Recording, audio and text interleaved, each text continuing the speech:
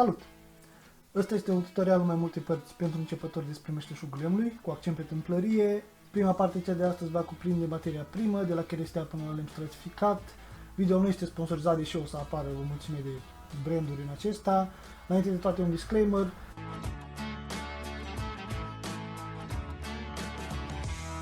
Scurt ghid introductiv despre protecția muncii. Recomand să faceți un curs despre așa ceva sau măcar un studiu personal online aprofundat. Deși în România încă se râde pe tema asta, eu vă recomand să purtați pe cât posibil tot ce se vede în poză. Și pe lângă asta aș adăuga papucii să fie cu bot de fier, masca de praf să fie cu filtre laterale și nu chirurgicală, nu purtați haine cu mânecă lungă, haine largi, lănțișoare, cravată, bijuterii, deci tricouri sau mânecele suflecate. Este de recomandat să nu purtați mânuși, dacă nu puteți lucra fără, folosiți împingătoare. Nu vreți ca niciun articol de îmbrăcăminte să fie prins în vreun utilaj, fără alcool, droguri sau alte substanțe similare. În episodul ăsta o să vorbim doar despre o parte din uneltele și utilajele folosite în această industrie, însă regulile de siguranță sunt general valabile. Știu că știți că nu e bine să vă băgați mâinile în pânze, cuțite sau orice componentă în mișcare, însă mai bine de atât în atelier este să faceți în așa fel încât să fie foarte dificil, dacă nu imposibil, să ajungeți cu mâinile unde nu trebuie. O să vă dau exemplu pe 3 utilaje principale, la 2 din care se întâmplă cele mai multe accidente și care sunt destul de ușor de evitat. Circularul cu masă, mașina de îndreptat și mașina de egalizat.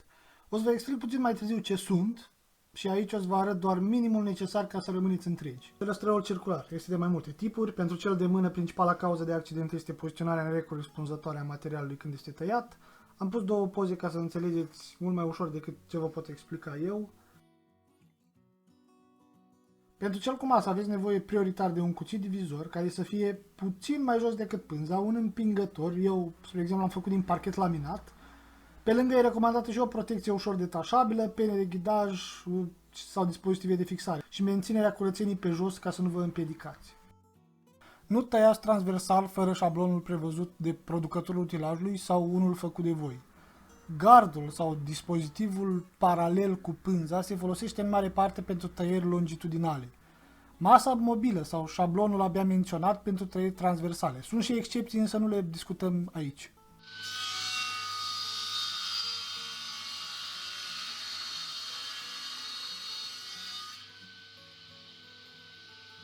Mașina de îndreptat. Prioritar, apărătoare și împingător. Ăsta este un model simplu făcut de mine, mai există și alte modele gen care se ferește și se întoarce printr-un sistem elastic sau cu arc.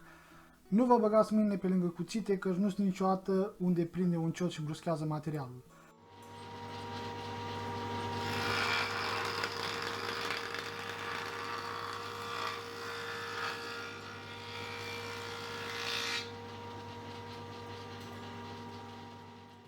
Rindeaua electrică și cea manuală sunt mai puțin periculoase, însă nu inofensive, deci atenție.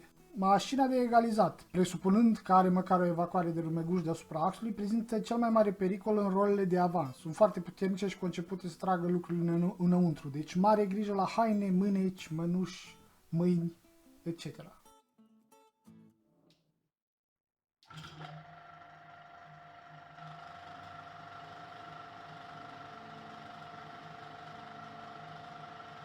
Accidente se pot întâmpla cu orice unealtă și utilaj, însă cele mai problematice din lista de astăzi sunt circularul și mașina de îndreptat.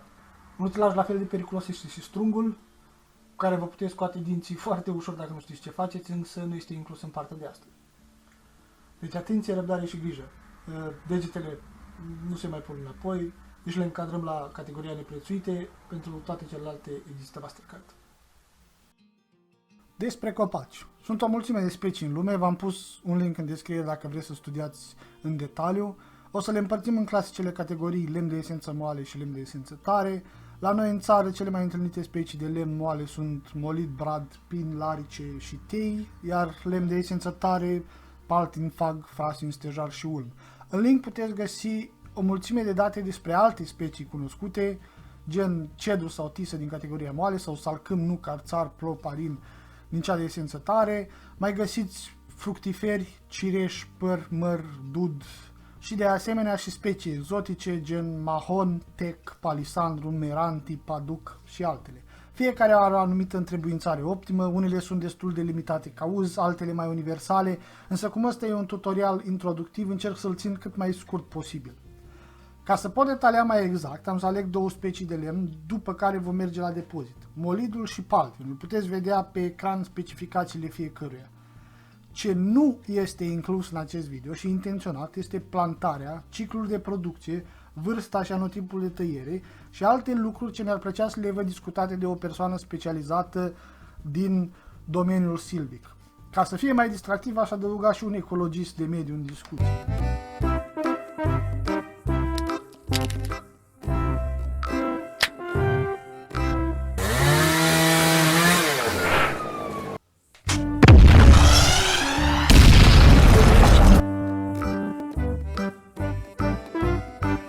Deci nu vor fi informații de la partida de exploatare și până în primul punct de prelucrare. Punctul 3, hai să vedem de unde putem cumpăra lemn. Un număr foarte redus de specii de lemn pot fi găsite în magazinele de materiale de construcții și amenajări interioare gen Dedeman. O varietate mai largă cât și specii exotice puteți găsi la magazinele de profil gen Holver. Vă pun aici o ofertă de prețuri din ianuarie 2020. Altă variantă este de la persoane fizice din curte sau încă una de la gatere și depozite locale de cherestea. Din nou și aici sunteți limitați de opțiuni. Videoul este structurat un pic altfel, în sensul că nu sunt grupate uneltele sau utilajele într-o categorie, ci vi le voi prezenta pe parcursul etapelor de prelucrare a materiei prime. Unealta principală pentru debitarea lemnului este ferestrăul. Acesta poate fi manual sau mecanic și poate tăia în două feluri, prin oscilare sau prin rotire. Prin oscilare avem ferestrăul manual, cel pendular, cel tip sabie și gaterul vertical. Prin rotație avem drujba, circularul, ferestrăul cu bandă și gaterul orizontal. De fapt, principiul de funcționare între gaterul vertical și ferestrăul pendular sau gaterul orizontal și ferestrăul cu bandă este aproape identic. Singurele diferențe sunt sistemele liniare de mișcare. În lipsa ghidajelor liniare, aceste utilaje se pot folosi și pentru tăierile curbe. În funcție de ce doriți să obțineți, sunt o varietate de modalități de tăiere a butucului. Motivul pentru tăiere de un anumit fel poate fi reducerea pierderilor de masă lemnoasă sau stabilitate la deformări în timpul scării sau clasificări pe clase de calitate sau pe comandă. Din urma cele mai simple modalități de tăiere, obținem ceea ce se numește cherestea netivită sau șarf, unde definiția cherestelei este material lemnos cu cel puțin două fețe plane și paralele. După asta, în funcție de grosimile de debitare, lemnul se împarte în trei categorii. Orientativ, deși unii s-ar putea să nu fie de acord, ce între 2 sau 2.5 și 3,2 cm se numește scândură, ce între 3.8 și 6.3 cm se numește dulap și ce este pește se numește grindă. Înlăturarea marginilor naturale a cherestelei se numește tivire sau cântuire. Se poate face pe o varietate de utilaje, inclusiv direct pe gater. Ce rămâne în urma cântuirii se numește lătunoi, sau aici în zonă se mai numește și harțapele. Cel mai utilizat utilaj pentru o operațiune separată de tivire este circularul cu masă. Diferența între acesta și circularul de mână este orientarea pânzei și ce componentă este în mișcare. În cazul celui cu masă, ferestrăul e fix și mișcăm materialul, iar pentru cel din urmă, lemnul e fix și mișcăm ferestrăul. Acestea două pot fi folosite pentru tăieri longitudinale și transversale. Pentru tăieri doar transversale și în unghi avem circularul tip pendulă și circularul radial. Lemnul se măsoară în metri cubi, folosind formula volumului ce am învățat-o la școală. Pentru cheresteaua netivită, pentru lățime, de obicei se face o măsură undeva pe la jumătate, chiar dacă materialul este neuniform. Bucățile mici se pot folosi și la alte lucruri, deși dacă lucrați pe serie nu e rentabil să pierdeți timpul cu ele. Vă las aici pe ecran un exemplu de cubaj pentru un dulap. Mai mult despre asta o să discutăm la sfârșitul videoului. Hai să mergem să aducem niște lemne, după asta am să vă arăt cum se depozitează lemnul, cum se usucă, ce tensiuni sunt în ele, ce este important, cum se taie și orientarea fibrelor.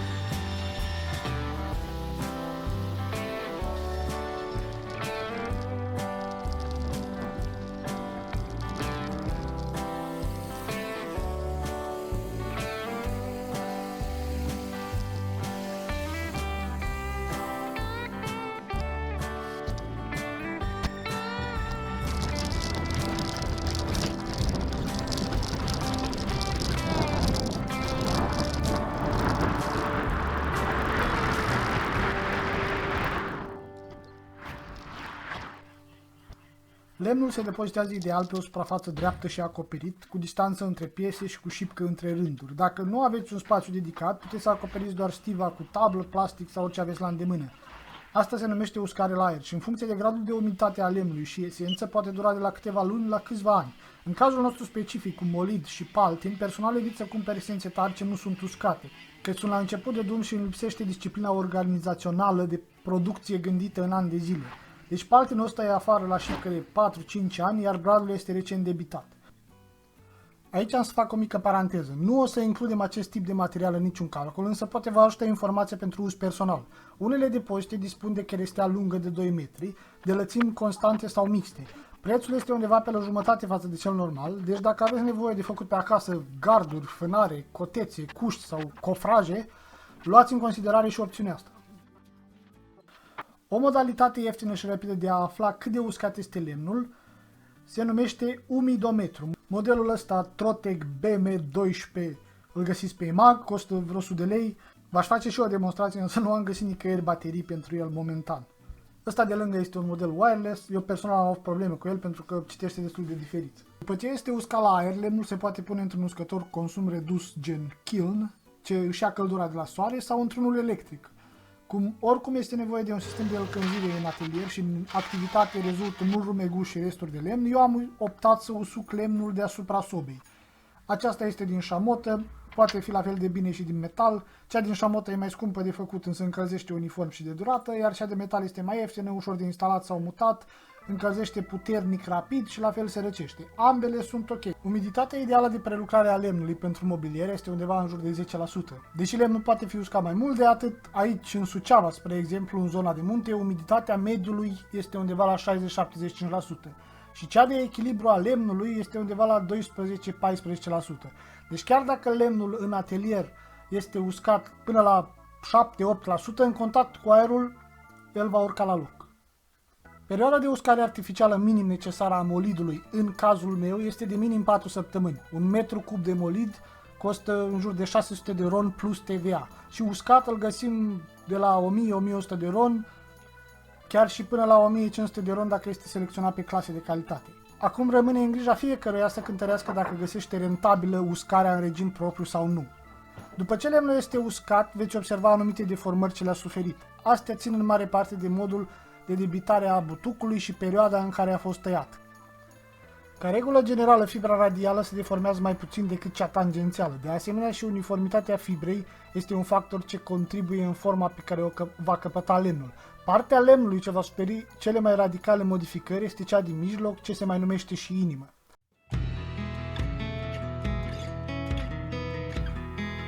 Pentru a obține material calibrat avem nevoie de două utilaje, mașină de îndreptat și mașină de egalizat, în diversele forme disponibile pe piață. Acestea funcționează complementar și să vă arăt și de ce. Avem aici o bucată de lemn deformat, dacă folosim doar mașina de egalizat putem gelui lemnul pe toate părțile, însă acesta nu își va schimba forma.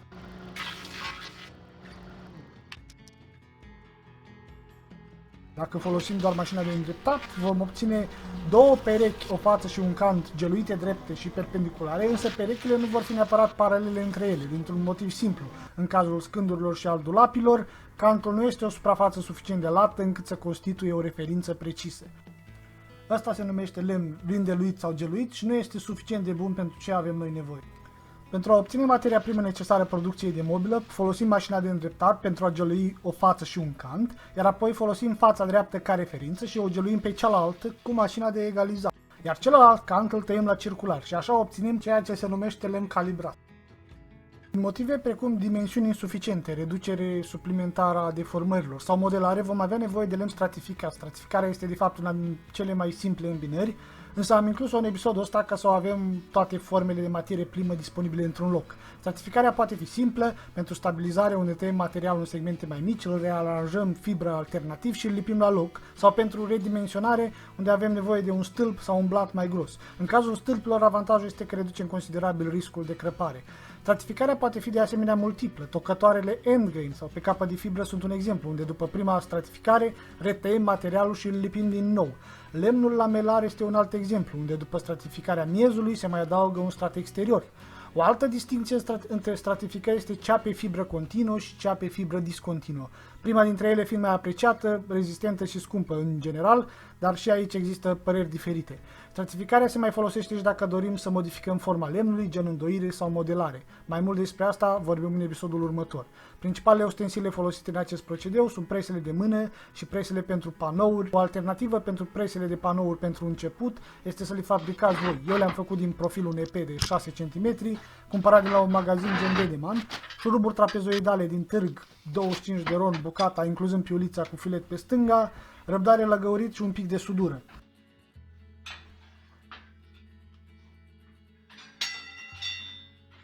O mulțime de opțiuni aveți când vine vorba de adezivi. Cel mai folosit este adezivul tip paracet sau PVA, polivinil acetat. Vedeți în poză tipurile disponibile, despre alți adezivi vorbim în episoadele următoare. Dacă în producție calibrarea durează mai puțin timp decât stratificarea cea din urmă, comprinzând câteva procese suplimentare, când vine vorba de șlefuit, timpii se echilibrează. Să vă dau un exemplu. Ne imaginăm că avem două bucăți de lemn de aceeași dimensiuni. Dintr-una hotărâm să facem o treaptă de scară stratificată și din cealaltă niște baluștri simpli. Pentru treaptă tăiem fâșii pe circular, le egalizăm canturile și le aranjăm cu fibra alternativ. În cazul acesta, în care vom lipi prin presare, doar egalizarea este suficientă.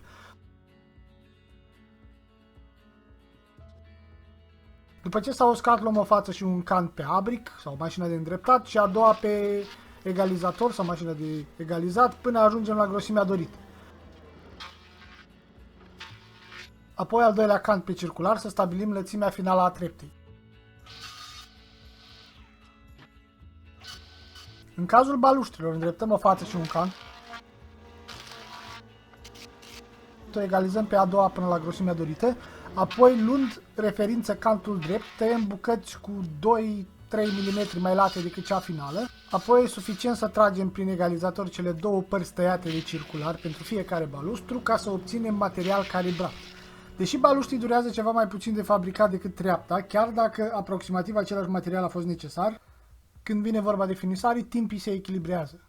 Procesul de finisare cuprinde 3 pași: reparații, umezire și șlefuire cu șmilger. La reparații se încadrează relipirea de cioate sărite, adăugare de dopuri unde sunt defecte, iar la chituire fie folosiți un kit gata făcut, dar unele nuanțe nu se vor potrivi cu anumite culori naturale a lemnului, fie folosiți un lac sau adeziv și rumeguș fiind rezultat din șlefuirea respectivului tip de lemn și vă faceți voi un kit. Când e nevoie, folosiți nitrolac și rumeguș de la Schleiful Orbital. Pentru molit și brad și chiar tei am găsit kitul ăsta care se potrivește suficient de bine. Pentru a ridica fibra lemnului înainte de șlefuire se ia o cărpe umedă și se șterg suprafețele în cauză. O singură dată ar trebui să fie suficient, însă dacă e nevoie se repetă procesul.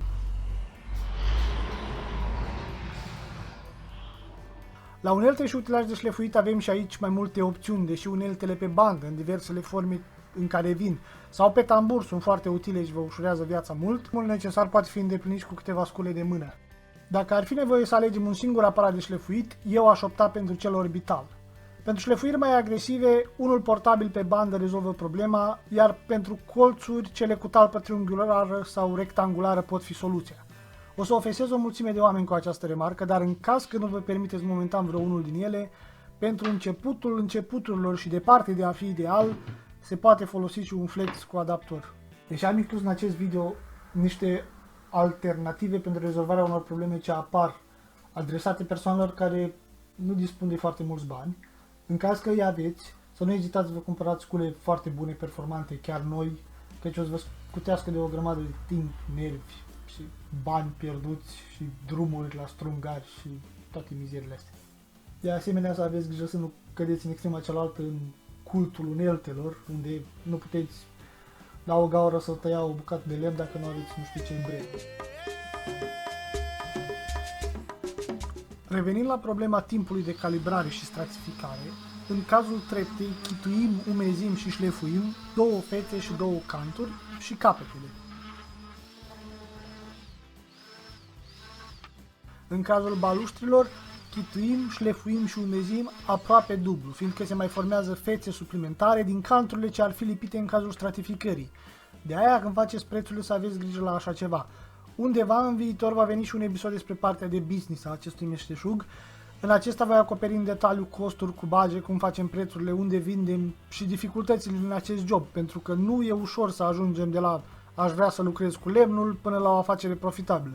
În părțile ce urmează vom discuta despre îmbinări, ce unelte și utilaje se pot folosi, despre modalități de modelare a lemnului, despre finisaje, feronerie și alte materiale și de asemenea despre alte îndemânări, pentru că dacă nu dispuneți de bani suficient să achiziționați echipamente noi și persoane specializate să le întrețină, veți fi nevoiți să învățați la un nivel minim necesar pentru a vă soluționa problemele voastre, câte ceva despre instalații electrice, sudură, mecanică, poate un pic de strungărie. Nu știu să vă spun ordinea exactă a episoadele ce vor urma, însă țin să vă reamintesc că acesta este un tutorial pentru începători, de învățat în această meserie ca și în orice altă meserie, avem până la îndrăși bătrâneți.